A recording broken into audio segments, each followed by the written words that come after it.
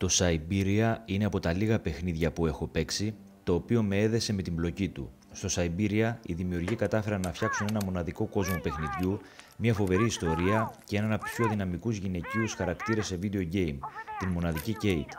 Στο παιχνίδι θα μάθουμε για δύο αδέρφια, τον Hans και την Anna. Όπως έπαιζαν μικροί σε μια σπηλιά στις Γαλλικές Άλπεις, ο Hans είδε μια κούκλα ενός μαμούθ και στην προσπάθειά του να την πιάσει θα γλιστρήσει με αποτέλεσμα να χτυπήσει το κεφάλι του και να πέσει σε κόμμα για μεγάλο χρονικό διάστημα. Όταν ο Hans θα συνέλθει, θα μείνει κλεισμένος στον εαυτό του και θα μιλάει ελάχιστα. But it's dark in there. Don't worry, I took a lantern. From the factory. Girls, honestly. You won't look so clever when Father notices you've stolen one of his lanterns. Oh, I'm all covered in mud because of you. Look, Anna. Look. I've seen paintings like this in a library book. They're like... You swore, Anna. It's a secret between you and me. Hey, look. There's something else up there. Oh, come on. It's like a toy. I have to have it. Give me some light. But Hans, it's much too high. Do be careful, Hans.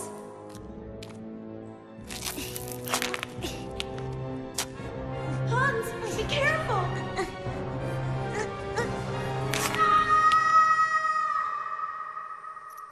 For weeks, my brother lay in a coma, hanging between life and death. And then one morning he opened his eyes, but I knew he would never be the same again. We never did return to the cave, and to this day, I have never ever betrayed our secret.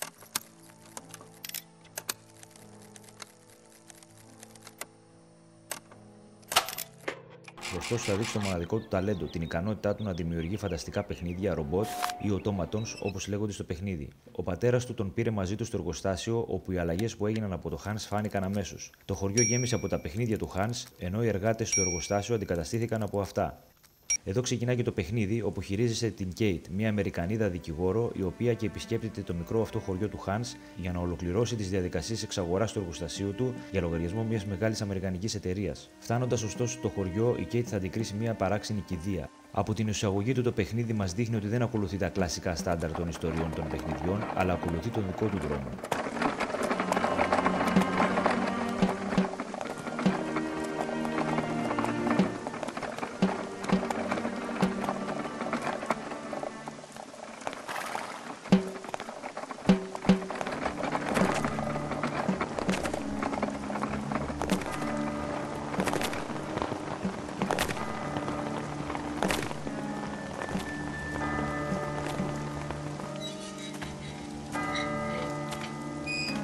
Ρωτώντας, η Kate μαθαίνει ότι η ιδιοκτήτρια του εργοστασίου ήταν αυτή που πέθανε τελικά, αλλά αυτό επειδή είχε ήδη προβλεφθεί και μπει στο συμβόλαιο, επισκέπτησε τον συμβολιογράφο για να το επικυρώσει. Εκεί μαθαίνει ότι ο αδερφός της, ο Hans δηλαδή, δεν είχε τελικά πεθάνει όπως όλοι νόμιζαν, αλλά είναι ζωντανός. Αυτό αλλάζει λίγο τα πράγματα και έτσι ξεκινάει η περιπέτειά σου να βρει τον μοναδικό ιδιοκτήτη του εργοστασίου, τον Hans, το οποίο τα ίχνη είχαν χαθεί όταν έφυγε από το χωριό του για να βρει τα ίχνη των μαμούθ.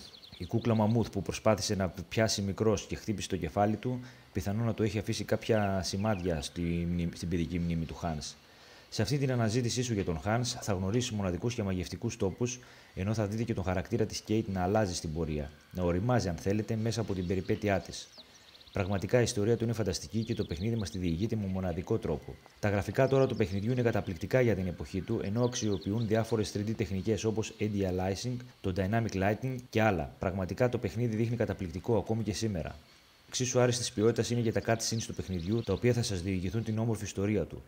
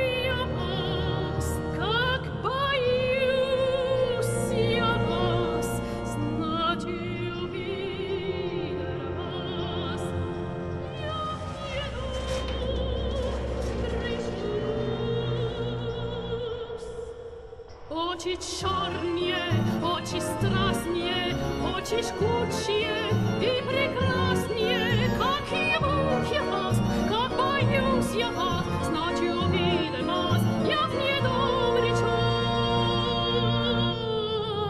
Oči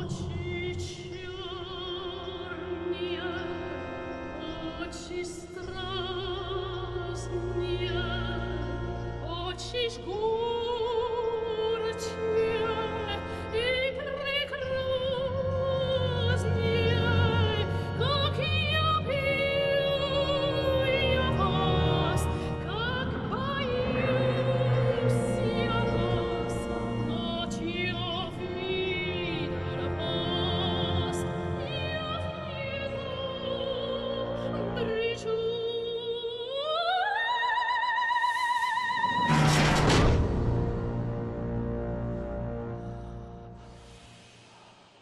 Ο ήχος του ακολουθεί τα γραφικά του. Έχει μια εξαιρετική background μουσική ατμόσφαιρα, οι ομιλίες είναι φοβερές, όπως και τα ηχητικά εφέ των παιχνιδιών του Hans. Ο χειρισμός του είναι ο κλασικός χειρισμός των Adventures και γίνεται αποκλειστικά με το mouse. Με ένα αριστερό κλικ σε κάποιο σημείο της οθόνης, η Kate κινείται προς τα εκεί, ενώ με διπλό κλικ η Kate τρέχει. Με δεξί κλικ μπορείς να προσπερνάς τα cutscenes, αν και δεν θα το συνιστούσα γιατί θα χάσετε την ιστορία του παιχνιδιού. Η γρίφη του είναι σχετικά απλή, ειδικά για όσους παίζουν Adventures. Ιδιαίτερη σημασία έχει να ελέγχετε συχνά τις σημειώσεις της Kate και να παίρνετε συχνά τηλέφωνο τους χαρακτήρες, ώστε να λάβετε την απαραίτητη βοήθεια σε πολλά σημεία του παιχνιδιού. Το παιχνίδι περιέχει 4 μοναδικές περιοχές προς εξερεύνηση, τις οποίες θα επισκέπτεστε με ένα τρένο. Το οποίο τρένο χειρίζεται ένα ακόμη οτόματον, ο Όσκαρ, ο οποίος θα είναι και ο συνεργάτης σου στο παιχνίδι.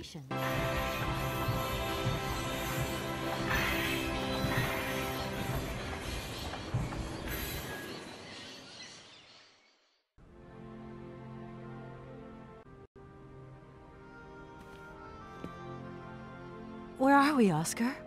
At the halls of residence of Baruchstadt University. And do we really have to stop here? The situation is incompatible with the pursuit of our journey. Το τέλος του παιχνιδιού είναι επίσης μοναδικό, αλλά δεν θα το αναφέρω γιατί αξίζει να το παίξετε. Θυμάμαι σε review το πιτσουρινάκι που είχα διαβάσει στο PC Master που έλεγε ότι συγκινήθηκε και σχεδόν βούρκωσε από το φινάλε του παιχνιδιού. Σας συνιστώ λοιπόν να αγοράσετε το Siberia και να το παίξετε. Θα ζήσετε ένα μοναδικό παιχνίδι από αυτά που δεν φτιάχνονται συχνά ή μάλλον δεν φτιάχνονται πλέον καθόλου. I'm sorry. Truly sorry.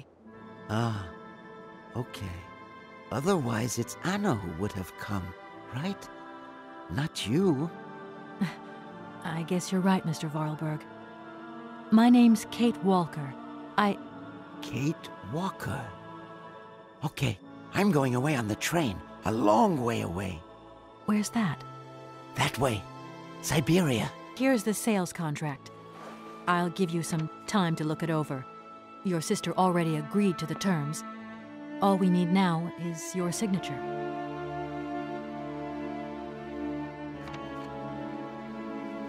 What? You've signed just like that? Without reading it? I can't read. I don't know how to.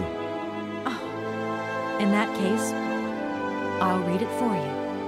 No, it's okay. Leave it. I've got to go away on the train, Kate Walker.